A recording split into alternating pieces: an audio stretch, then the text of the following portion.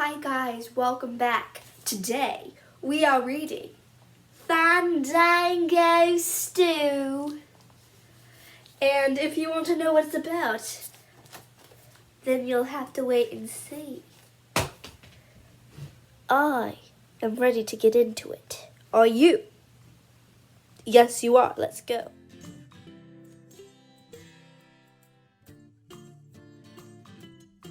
Fandango Stew. Slim rummed his grumbling belly as he rolled into the town of Skinflint. I'm so hungry I could eat a boiled leather boot, he said to his grandson Louis. Neither of us has a piece of a blalo, said Louis. Looks like Fandango Stew for supper again. Slim grinned and sang, Chili is good, but so is barbecue. But nothing is finer than Fandango Stew. When they stopped to the water for their mustangs, the town sheriff collared them.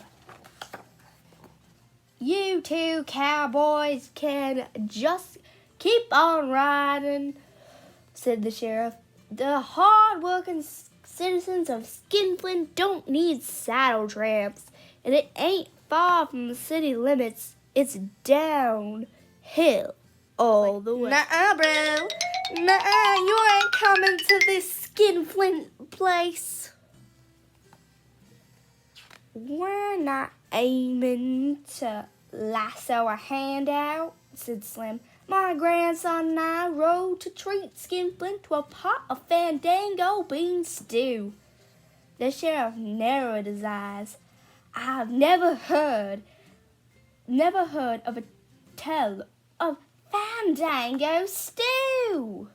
Slim pulled a small bean from his vest pocket and held it up in the air. Chili is good, but so is barbecue. But nothing is finer than Fandango Stew. What are you sideways trying to pull? Growled the sheriff. What's this Fandango Stew anyway? What is it? The mayor moseyed over with the owner of the general store. Both men laughed. They said, You skunks can't make stew for the whole town with one bean. Lend us that big iron kettle yonder and you'll see, said Slim. These hombres are loco, said the shopkeeper, but I want to see this. The sheriff twirled his mustache. Well, I guess it won't hurt anything to watch two fools boil water, he said. The blacksmith rolled over a huge iron pot into the town square. Slim built a fire under it while Louis filled it up with water. Then the pot boiled. Louis kissed the tiny Fandango bean and dropped it in. Slim and Louis sang in two-part harmony. Chili is good, but so is barbecue. But nothing is finer than Fandango Stew. Finer. The bank president rolled his head out the bank window and yelled, What's that ruckus going on out there?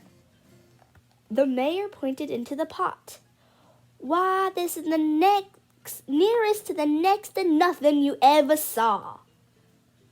Slim ignored him and stirred the pot with a long wooden spoon. This stew is muy bueno, he said, but if we added a little salt and pepper to season the Fandango bean, it would be truly magnifico. He shut the window, ran outside, and two fancy gold salt and pepper shakers, and sprinkled the seasoning into the pot. Then Slim, Louis, and the banker sang in a three-part harmony. Chili is good, but so is barbecue. But nothing is finer than Fandango Stew. Guy is like, what is all that ruckus outside? The mayor's like, this is nothing here. They're just boiling water. And the mayor's like, mm-hmm. And then Slim and Lewis, Slim and Lewis are like, if you add some seasoning, this Fandango bean might be delicious. Slim tasted the stew and sighed. What's ailing you? Said the blacksmith. Nothing, said Slim. I was just thinking how a purple onion would bring out the flavor of the Fandango bean.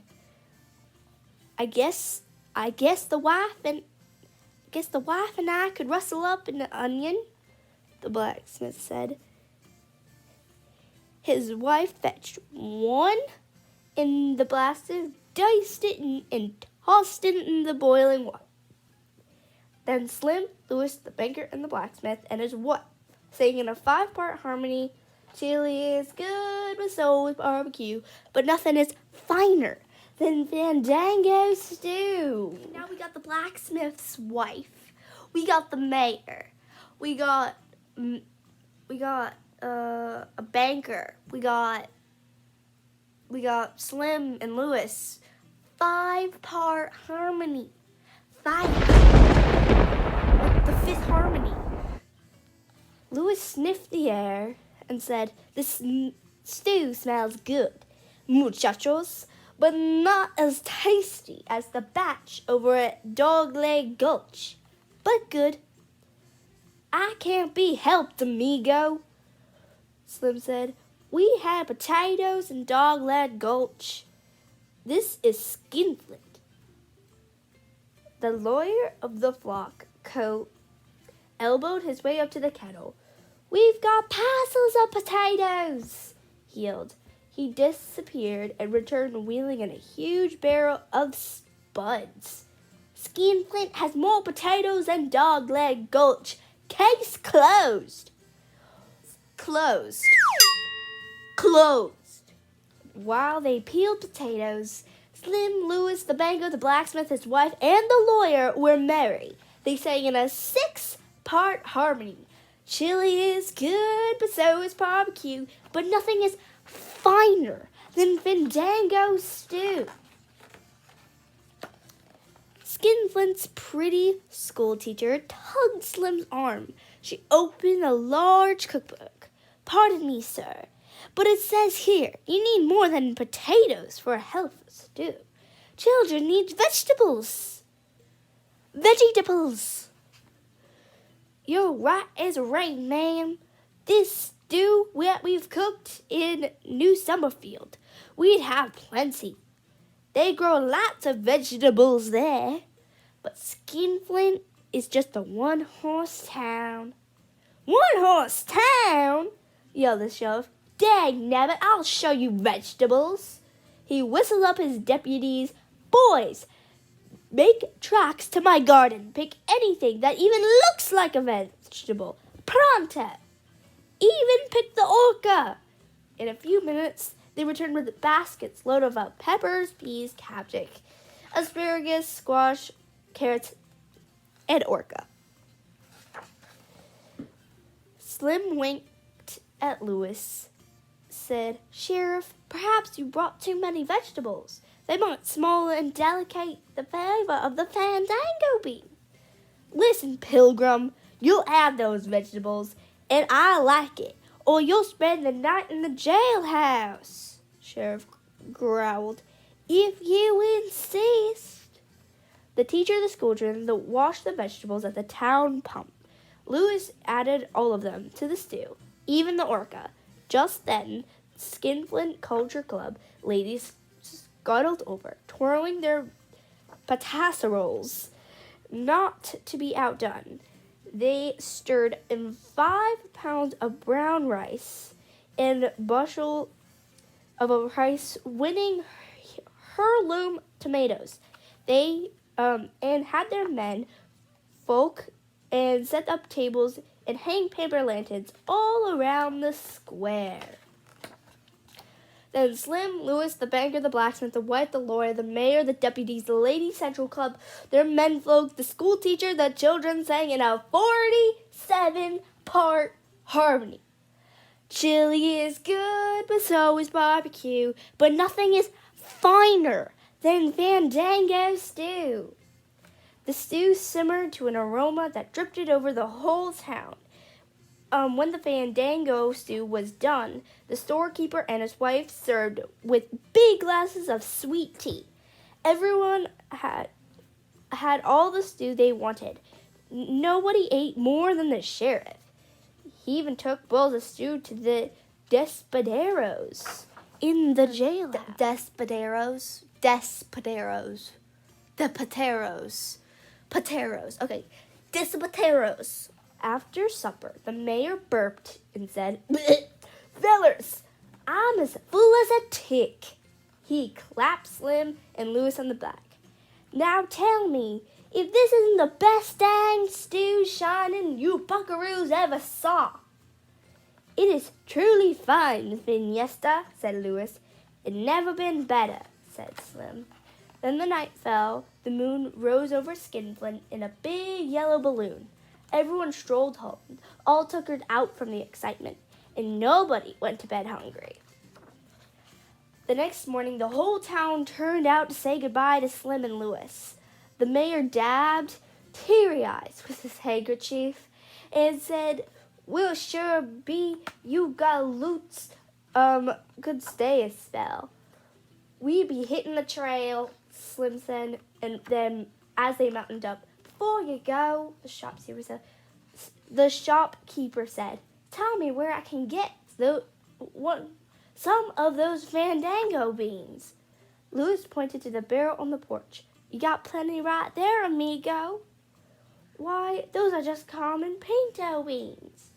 The shopkeeper replied, "Any bean makes a fine Fandango bean. Just add generosity and kindness."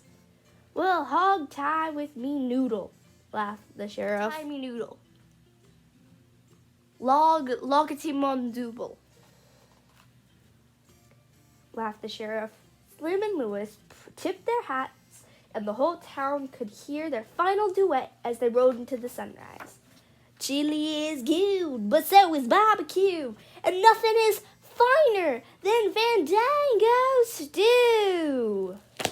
Thanks for watching, guys. You just read Fandango Stew, the Southwestern book. If nobody could catch on to the moral of that story, it was kind of like anything can be good, even people, if you just add generosity and kindness. Well, thanks for watching. Hit the like and subscribe button, and also hit the bell.